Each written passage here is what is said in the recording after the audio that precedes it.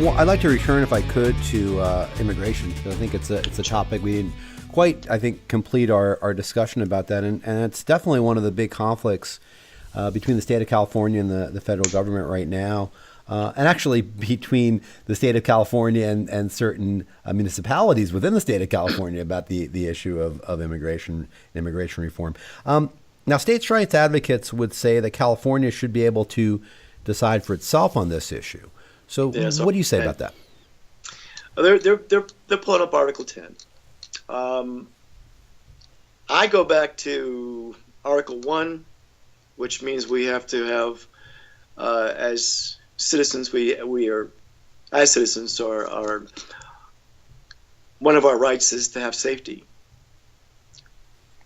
Going to Article 3-1, that means the supremacy clause, as you know, for immigration that falls under the federal authorities. So it's a balance, it's a tight walk. I honestly feel, and I'll go back to the Constitution as being our true law and the rule of law.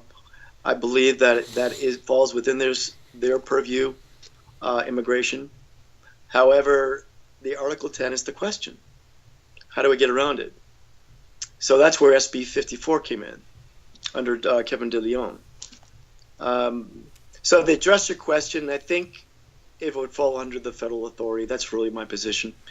I think we need to keep some level of continuity throughout the states, because if we have one door open, allowing many illegals coming in, and we have many states bordering us, unless we have walls, we create a wall between California and the rest of the states, it doesn't make any sense. So you have to have some level of unity in the application in the rule of law.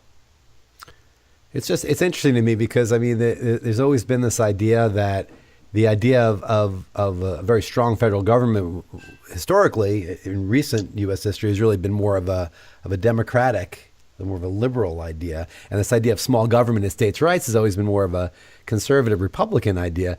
And now this issue of immigration almost seems to be flipping that on its side. I know. I see a lot of that lately. I see a lot of the Dems going, well, I see the Democrats going more progressive and globalist, which is really shocking to me, because my father, he was a Democrat, and I started off being a Democrat early life, and we all kind of flipped back into the Republican. He did. He's a Republican all his voting history, and I've been independent.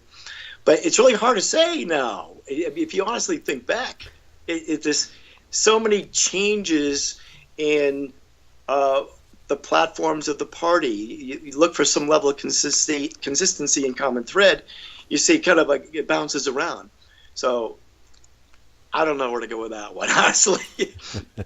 I really don't know where to go with it. I like the Constitution to be applied across the board, because you have the First Amendment, Second Amendment, all the different amendments that apply to each citizen. I believe in the separation of power and keeping the state's right somewhat unique and sovereign. Well, not the sovereign country, but I don't know where the Democrats have gone with that particular issue, other than reeling it back into the state. You bring up a very good point.